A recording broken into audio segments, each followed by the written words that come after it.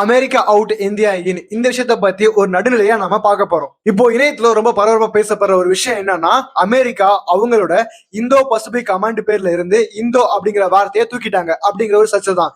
இதனால இந்தியாவுக்கு என்ன லாபம் இல்ல என்ன நஷ்டம் அப்படிங்கறத இந்த வீடியோல நம்ம பார்க்க போறோம். இந்த வீடியோவை நம்ம ஆணித்தரமான வாதங்களை தெளிவா புரிஞ்சுக்க இன்னைக்கு நம்ம 6 முக்கிய விஷயங்களை பார்க்க போறோம்.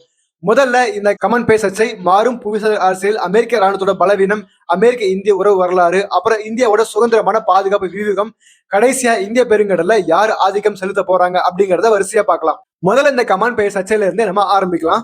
இணையத்துல பொதுவா ஒரு பதற்றம் ஓடிட்டு இருக்கு, கவனிச்சிங்களா? குறிப்பா சில உள்ளூர் பயிற்சி மையங்கள்லாம் கமாண்ட் பேர்ல இருந்து இந்தோங்கிற வார்த்தையை அமெரிக்கா நீக்கினது இந்தியாவுக்கு ரொம்ப பெரிய அடி, இது ஒரு பேர் அழிவு அப்படின்னு பதவி பேசிட்டு இருக்காங்க. ஆனா நாம எடுத்துக்கிட்ட இந்த சோர்ஸ் என்ன சொல்லு தெரியுமா? இது பேரழிவெல்லாம் இல்ல, அமெரிக்கா வெளியே இந்தியா உள்ள அப்படிங்கிற மாபெரும் ஸ்ட்ராட்டஜிக் வாய்ப்பு அப்படிங்கிற ஒரு ரொம்ப முரண்பாடான ஆனா சுவாரஸ்யமான ஒரு வாதத்தை முன்வைக்கிறாங்க. இதை விளக்கறதுக்கு ஒரு சோர்ஸ்ல ரொம்ப சம கிண்டலான ஒப்பீட்டை பயன்படுத்துறாங்க. மைத்திரிவயமான இடங்கள்ல இருக்க பயிற்சி மையங்கள் இந்தியா மற்ற நாடுகளை சார்ந்து இருக்க வேண்டிய ஒரு வேஸ்ட் கண்ட்ரி அப்படின்னு சொல்லி இளைஞர்களோட மூளையை செலவு செய்யறதா இது கடுமையா விமர்சிக்குது. இத்தாலியில இருந்து இட்லி, உகாடன்ல இருந்து முட்டை, பூட்டான்ல இருந்து பூட்ஸ்ன்னு மக்கள் நினைக்கிற அளவுக்கு அவங்க கிட்ட ஒரு தேசபக்தி குறைபாடு இருக்கிறதா அவங்க ரொம்ப நக்கலா சுட்டி காட்டுறாங்க. அடுத்ததா உலக அரங்கில் மாறிக்கிட்டு வரக்கூடிய புவிசார் அரசியல் கதைகளை பத்தி பார்க்கலாம். இந்த சோர் சொல்ற இன்னொரு விஷயம் ரொம்பவே அதிர்ச்சியா இருக்கும். அதாவது புவிசார் அரசியல் நிலைமை இப்ப முழுசா மாறிடுச்சுன்னு அமெரிக்கா இந்தியாவை கைவிட்டுட்டதாகவும் சொல்றாங்க. அது மட்டும் இல்லாம சீனா கூட கை கோர்த்துக்கிட்டு இந்தியாவை ஒரு எதிரி நாடா பாக்குறதுக்கான வாய்ப்புகள் கூட இருக்குன்னு ஒரு வாதத்தை முன்வைக்கிறாங்க. இது நிஜமாவே ஒரு தீவிரமான பார்வை இல்லையா? இந்த வாதத்தை மேலும் ஸ்ட்ராங் ஆக்குறதுக்காக குவாட் அமைப்பை பத்தி இந்த ஆய்வு நமக்கு ஒரு புதுவிதமான கோணத்தை கொடுக்குது. அமெரிக்கா, இந்தியா, ஜப்பான், ஆஸ்திரேலியா இருக்க இந்த அமைப்பு சீனாவுக்கு எதிராக இந்தியாவை ஒரு கேடயமா யூஸ் பண்றதுக்காகவே அமெரிக்காவால் உருவாக்கப்பட்ட ஒண்ணுன்னு இதுல சொல்றாங்க. ஆனா இந்தியா என்ன பண்ணுது? அமெரிக்காவோட இந்த கட்டாயத்தை ரொம்ப தைரியமா நிராகரிச்சுட்டு அவங்க உதவி இல்லாமலே சீனாவோட பிரச்சனைகளை நாமளே சுயமா கையாளுவோன்னு ஒரு முடிவுக்கு வந்திருக்கிறதா இந்த சோர்ஸ் நமக்கு ஆணித்தனமா சொல்லுது. அப்படியேப்பட்ட அமெரிக்கா ஏன் பின்வாங்கணும்? அவங்க ராணுவ பலவீனங்கள் என்ன அப்படிங்கிறத 3வது பகுதியா பார்க்கலாம். அமெரிக்காவோட நிலைமை இப்ப கொஞ்சம் ஆட்டங்கட்டு இருக்கிறதா இந்த சோர்ஸ் நமக்கு வரிசை சில காரணங்களை எடுக்கிறாங்க. உதாரணத்துக்கு நேட்டோ இல்ல ஐரோப்பிய நாடுகளோட சப்போர்ட் இல்லாமலே ஈரானா அமெரிக்கா தனியா எதிர்கொள்றதுக்கும் அரபிக்கடல்ல சுமார் $13 பில்லியன் மதிப்புள்ள கப்பல்களை நிறுத்தி வச்சுக்கிட்டு ரொம்பவே பெரிய நிதி மற்றும் பாதுகாப்பு அச்சுறுத்தல்களை சந்திக்கிறதும் ஒரு முக்கியமான காரணம்னு சொல்றாங்க. அது மட்டும் இல்லாம ஈரானுக்கு அமெரிக்கா தர வேண்டிய பெரிய அளவிலான நிலுவைத் தொகைகளும் அவங்களோட பலவீனத்தை காட்டுதுன்னு இந்த தரவு நமக்கு சுட்டி காட்டுது. இதையெல்லாம் விட முக்கியமா அமெரிக்காவோட வான் பாதுகாப்பு அமைப்புகள் மேலேயும் ஒரு பெரிய கேள்வியை எழுப்புறாங்க.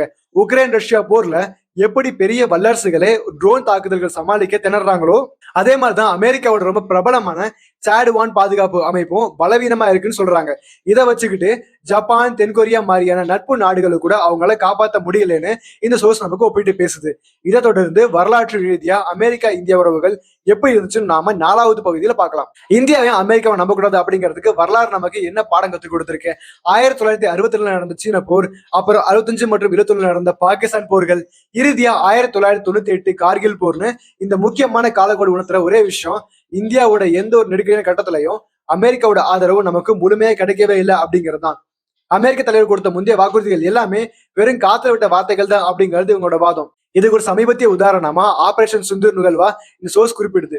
இந்த மோதல்கள்ல கூட இந்தியா போர் விமானங்கள் வீழ்த்தப்பட்டதை அமெரிக்கா சும்மா ஒப்புக்கிட்டதை தவிர களத்துல இறங்கி எந்த ஒரு உறுதியான ஸ்ட்ராட்டஜிக் ஆதரவையும் இந்தியாவுக்கு தரவே இல்லை அப்படிங்கறத ரொம்ப அழுத்தமா பதிவு செய்யறாங்க. சரி, அவங்க உதவலைன்னா என்ன, நம்ம கிட்ட என்ன வியூகம் இருக்கு? அதுதான் 5வது பகுதியான இந்தியாவின் சுதந்திரமான பாதுகாப்பு வியூகம். இப்போ இந்த சோர்ஸ் முன்வைக்கிற இன்னொரு சுவாரஸ்யமான விஷயம் என்னன்னா, இந்த டிஜிட்டல் வார் தடுப்பு சுவர். நிஜமாவே இது கேட்கறதுக்கே கொஞ்சம் பிரமிப்பா தான் இருக்கு. ஜம்மு காஷ்மீர், லடாக், அருணாச்சல பிரதேசம் மாதிரியான ரொம்ப சென்சிட்டிவான எல்லை பகுதிகள்ல இந்தியா இப்போ ரொம்பவே ஸ்ட்ராங்கா இருக்கு. எதிரிகளோட போர் விமானங்களையோ இல்ல ஏவுகணங்களையோ எந்த ஒரு வெளிநாடு உதவி இல்லாம சுயமாவே தடுத்து நிறுத்துற அளவுக்கு ஒரு பிரம்மாண்டமான டிஜிட்டல் பாதுகாப்பு வளையத்தை இந்தியா அமைச்சிருக்கிறத நம்ம ரொம்ப பெருமையா பாக்குறோம். நம்மளுடைய இந்த தற்சார்பு நிலைக்கு முக்கிய காரணம் இந்தியாவோட தற்போதைய வெளியுறவு கொள்கையான கிருஷ்ண நீதி தான் இவங்க வர்ணிக்கிறாங்க. அது என்ன கிருஷ்ண நீதி? ரொம்ப சிம்பிள். அமெரிக்காவோ இல்ல வேற எந்த நாடோ சொல்றதை கேட்டுட்டு இருக்காம நம்மள அவங்க எப்படி நடத்துறாங்களோ அதே மாதிரி நாமளும் திருப்பி நடத்துவோம் அப்படிங்கிற ஒரு தத்துவம் தான் இது. நீங்க நண்பனா வந்தா நாங்களும் நண்பன், எதிரியா வந்தா நாங்களும் எதிரி. இதுதான் இந்தியாவின் புது நிலைப்பாடு. நம்மளோட ராஜதந்திரம் இப்போ எவ்வளவு சுதந்திரமா செயல்படுதுன்னு இதை வச்சு நம்ம புரிஞ்சுக்கலாம். இறுதியா 6வது பகுதி, இந்திய பெருங்கடல்ல யாரோட ஆதிக்கம் ஓங்க போகுது? இந்த ஒட்டுமொத்த அலசலோட முடிவுடைய நாம இந்த சோர்ஸ் என்ன சொல்லுதுன்னா, அமெரிக்காவோட இந்த பின்வாங்கல் இந்தியாவோட ரீஜனல் டாமினன்ஸ் கிடைச்ச மாபெரும் வெற்றி. அமெரிக்காவோட தலையீடு எதுவுமே இல்லாததால மலக்கா ஜலசந்தி கடல் வழி ஆரம்பிச்சு ஜப்பான் வரைக்கும் இந்திய பெருங்கடல் பிராந்தியத்துல இந்தியா எந்தவித போட்டியும் இல்லாத ஒரு குளோபல் லீடரா இப்ப விஸ்வரூபம் எடுத்துட்டு இருக்கிறதா இவங்க உறுதியா நம்புறாங்க. இப்போ இந்த எல்லா விஷயங்களையும் பார்த்ததுக்கு அப்புறம் உங்களுக்கான ஒரு கேள்வி, அமெரிக்கா அவங்களோட கமாண்ட் பெயர்ல இருந்து இண்டோ அப்படிங்கிற வார்த்தையை தூக்கிட்டு வெறும் பசிபிக் பிராந்தியம் அப்படின்னு மட்டும் கூப்பிடுறது உண்மையிலேயே சரியான முடிவா இல்ல தவறான முடிவா? இந்த சோர்ஸ் முன் வச்ச புவிசார் அரசியல் வாதங்களை வச்சு நீங்களே கொஞ்சம் யோசிச்சு பாருங்க. இதே மாதிரி அடுத்த வீடியோல பார்க்கலாம்.